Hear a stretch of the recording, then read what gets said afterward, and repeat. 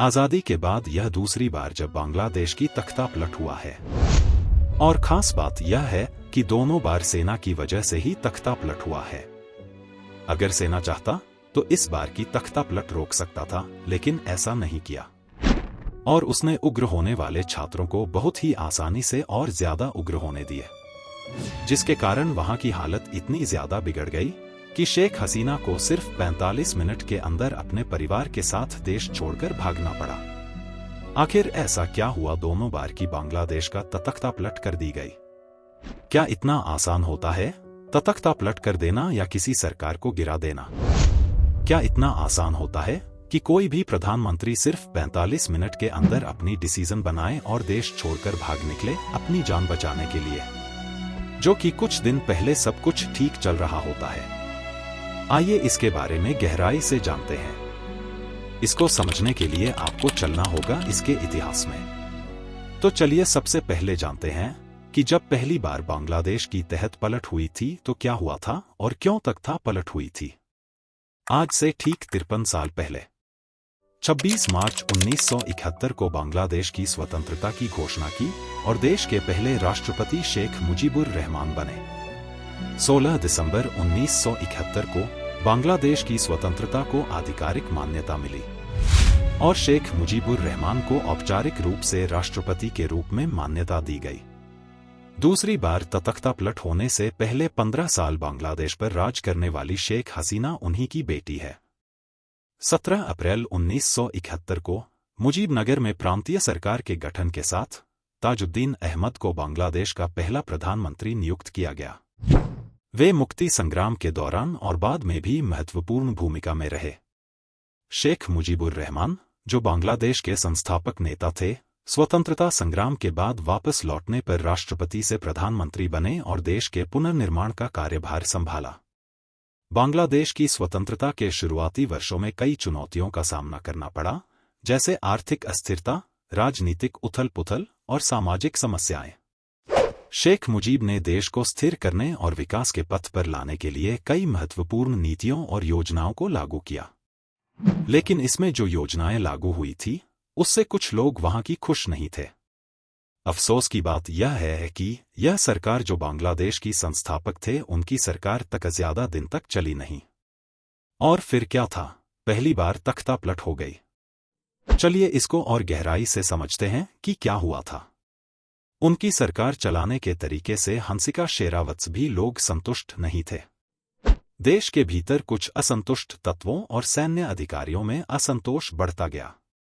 15 अगस्त 1975 को कुछ असंतुष्ट बांग्लादेशी सेना के जवानों ने शेख मुजीबुर रहमान के खिलाफ तख्तापलट की योजना बनाई और उसे अंजाम दिया। तख्तापलट की घटना 15 अगस्त 1975 की रात कुछ सैन्य अधिकारी और सैनिक ढाका में शेख मुजीबुर रहमान के निवास पर पहुंचे। उन्होंने प्रधानमंत्री के घर पर हमला किया और शेख मुजीबुर रहमान सहित उनके परिवार के अधिकांश सदस्यों को निर्ममता से मार डाला। मारे गए लोगों में उनकी पत्नी, 3 बेटे शेख कमाल, शेख जमाल और शेख रसेल, 2 बहुएं और कई अन्य करीबी रिश्तेदार शामिल थे।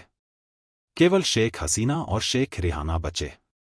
शेख मुजीबुर रहमान की 2 बेटियां शेख हसीना और शेख रिहाना उस समय पश्चिम जर्मनी में थीं, जिसके कारण वे इस हत्याकांड से बच गईं।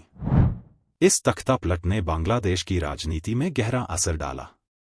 तख्तापलट के बाद बांग्लादेश की राजनीति में अस्थिरता और सैन्य शासन की एक लंबी अवधि शुरू हुई। कई सालों तक देश में राजनीतिक अनिश्चितता और संघर्ष का दौर चला। इसके अलावा बांग्लादेश में लोकतंत्र और विकास के लिए प्रयासरत विभिन्न नेताओं और संगठनों को कई चुनौतियों का सामना करना पड़ा। तख्तापलट के बाद शेख हसीना और शेख रिहाना ने अपनी सुरक्षा के लिए जर्मनी से भारत जाने का निर्णय लिया। उस समय की भारतीय प्रधानमंत्री इंदिरा गांधी ने उन्हें भारत में शरण देने का प्रस्ताव दिया। भारत ने न केवल उन्हें राजनीतिक शरण दी, बल्कि उनकी सुरक्षा और संरक्षण का भी ध्यान रखा। शेख हसीना और शेख रिहाना 1975 में जर्मनी से भारत आईं और भारत सरकार ने उन्हें दिल्ली में आवास उपलब्ध कराया। वे दिल्ली के एक सुरक्षित और अज्ञात स्थान पर रहीं ताकि उनकी सुरक्षा सुनिश्चित की जा सके। इंदिरा गांधी और उनकी सरकार ने शेख हसीना और शेख रिहाना को हर संभव सहायता प्रदान की। शेख हसीना और उनकी बहन भारत में सुरक्षित थीं, लेकिन शेख हसीना ने अपने पिता की राजनीतिक विरासत को आगे बढ़ाने और अवामी लीग को पुनर्गठित करने का निश्चय किया। वे लगातार अपने पिता के समर्थकों और अवामी लीग के नेताओं के संपर्क में रहीं और पार्टी को पुनर्जीवित करने के प्रयास में जुटी रहीं। 1975 से 1981 तक अवामी लीग ने कई चुनौतियों का सामना किया। पार्टी के भीतर विभाजन और असंतोष था, लेकिन शेख हसीना के नेतृत्व में पार्टी को पुनः संगठित करने की दिशा में प्रयास शुरू हुए। पार्टी के नेताओं ने महसूस किया कि शेख हसीना ही वह नेता हो सकती हैं जो पार्टी को एकजुट कर सकती हैं और जनता का विश्वास फिर से जीत सकती हैं। 1981 में अवामी लीग की केंद्रीय समिति ने शेख हसीना को पार्टी का अध्यक्ष बनाने का प्रस्ताव रखा। पार्टी के नेताओं ने भारत में शेख हसीना से संपर्क किया और उन्हें बांग्लादेश लौटने के लिए आमंत्रित किया।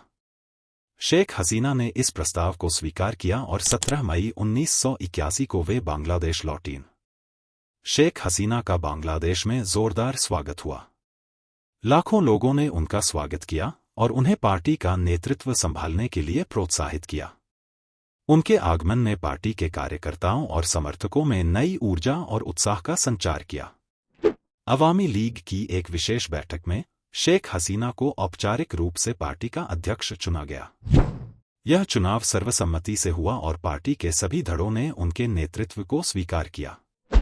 शेख हसीना ने अपने पिता के आदर्शों और नीतियों को आगे बढ़ाने का वादा किया और पार्टी को एकजुट कर लोकतंत्र और विकास की दिशा में काम करने का संकल्प लिया।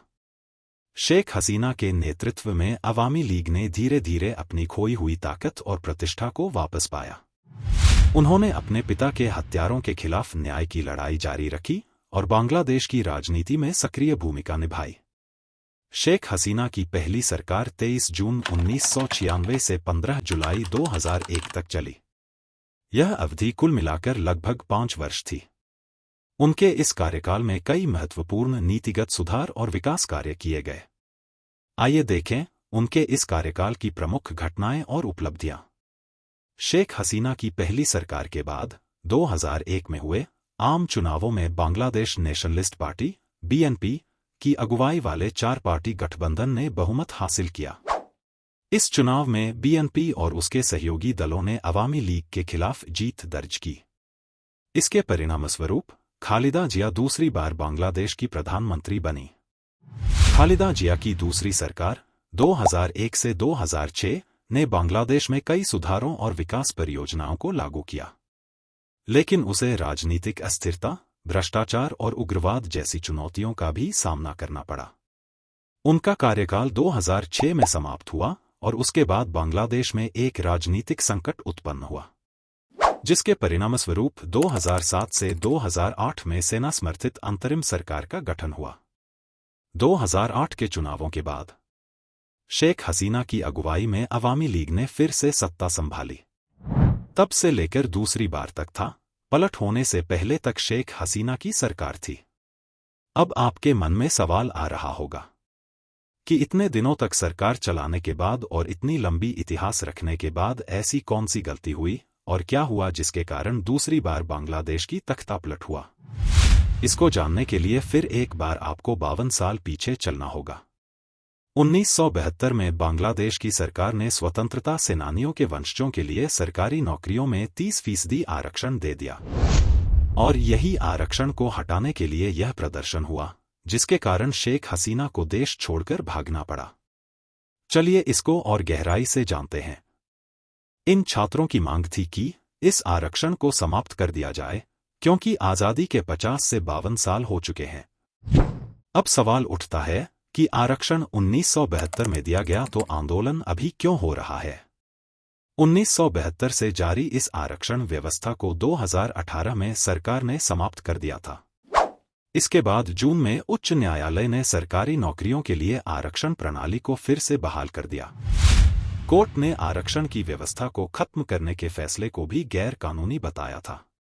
2018 में जब इसे खत्म किया गया तो अलग अलग वर्गों के लिए 56% सरकारी नौकरियों में आरक्षण था। समय समय पर हुए बदलावों के जरिए महिलाओं और पिछड़े जिलों के लोगों को 10 से 10% आरक्षण की व्यवस्था की गई। इसी तरह 5% आरक्षण धार्मिक अल्पसंख्यकों के लिए और 1% दिव्यांग कोटा दिया गया। यह विरोध जून महीने के अंत में शुरू हुआ था, तब यह हिंसक नहीं था। हालांकि मामला तब बढ़ गया जब इन विरोध प्रदर्शनों में हजारों लोग सड़क पर उतर आए।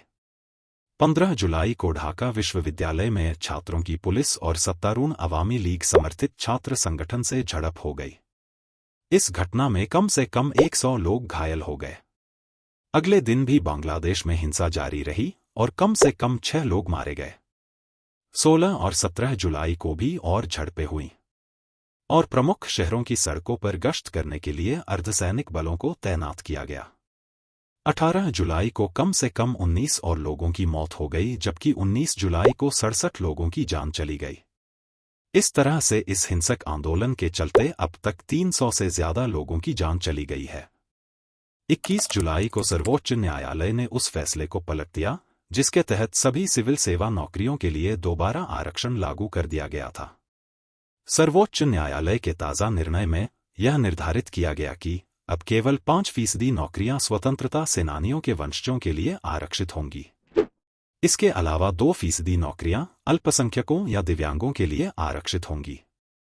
वहीं बाकी बचे पदों के लिए अदालत ने कहा कि ये योग्यता के आधार पर उम्मीदवारों के लिए खुले होंगे, यानी 93% भर्तियां अनारक्षित कोटे से होंगी। शुरुआत से प्रदर्शनकारी छात्र मुख्य रूप से स्वतंत्रता सेनानियों के परिवारों के लिए आरक्षित नौकरियों के खिलाफ विरोध प्रदर्शन कर रहे थे। प्रदर्शनकारी चाहते हैं कि इसकी जगह योग्यता आधारित व्यवस्था लागू हो। प्रदर्शनकारी इस व्यवस्था को खत्म करने की मांग कर रहे थे। उनका कहना है कि यह भेदभावपूर्ण है और प्रधानमंत्री शेख हसीना की अवामी लीग पार्टी के समर्थकों के फायदे के लिए है। मामले ने तूल और तब पकड़ लिया जब प्रधानमंत्री हसीना ने अदालती कार्यवाही का हवाला देते हुए प्रदर्शनकारियों की मांगों को पूरा करने से इनकार कर दिया। सरकार के इस कदम के चलते छात्रों ने अपना विरोध तेज कर दिया। दरअसल बांग्लादेश के संदर्भ में रजाकार उन्हें कहा जाता है जिन पर 1971 में देश के साथ विश्वासघात करके पाकिस्तानी सेना का साथ देने के आरोप लगा था। सुप्रीम कोर्ट के फैसले के बाद माना जा रहा था कि विरोध प्रदर्शन खत्म हो जाएंगे, लेकिन ऐसा नहीं हुआ और आंदोलन और भी उग्र हो गया। छात्र संगठनों ने कहा कि सुप्रीम कोर्ट के फैसले का मतलब विरोध प्रदर्शनों का अंत नहीं है और इन्होंने प्रधानमंत्री शेख हसीना के इस्तीफे की मांग शुरू कर दी। जहांगीरनगर विश्वविद्यालय के विरोध समन्वयक महफूजुल हसन ने कहा कि उनकी अभी भी कई मांगें हैं जिन्हें सरकार को पूरा करना होगा, तभी वे प्रदर्शन समाप्त करेंगे। उन्होंने कहा, अब हम अपने भाइयों की जान के लिए न्याय चाहते हैं। प्रधानमंत्री को माफी मांगनी चाहिए और जो लोग दोषी हैं उन पर मुकदमा चलाया जाना चाहिए। हसीना ने कहा कि छात्र समूह उन विश्वविद्यालयों के कुलपतियों को हटाने की भी मांग कर रहे हैं जहां प्रदर्शनकारियों को हिंसा का सामना करना पड़ा, और उन राजनेताओं को भी हटाया जाना चाहिए जिन्होंने प्रदर्शनकारियों के बारे में भड़काऊ टिप्पणियां फैलाईं।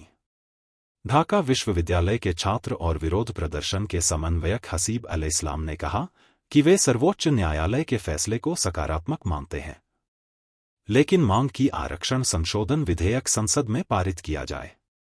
इस्लाम ने कहा कि विरोध तब तक जारी रहेगा जब तक सरकार उनकी संशोधन मांगों के अनुसार एक कार्यकारी आदेश जारी नहीं करती। और यह सब हो रहा है करोड़ों के बाद अर्थव्यवस्था को खराब होना, नौकरी काम हो जाना, जिसके चलते स्टूडेंट को एक ही आप बचा हुआ रहता है, वह सरकारी नौकरी। दोस्तों, उम्मीद करता हूं आपको यह वीडियो पसंद आया होगा। अगर वीडियो पसंद आया है तो वीडियो को लाइक कर दीजिए और चैनल पर नए हैं तो चैनल को सब्सक्राइब कर लीजिए। फिर मिलेंगे इसी तरह के कुछ नए वीडियो के साथ, तब तक के लिए धन्यवाद।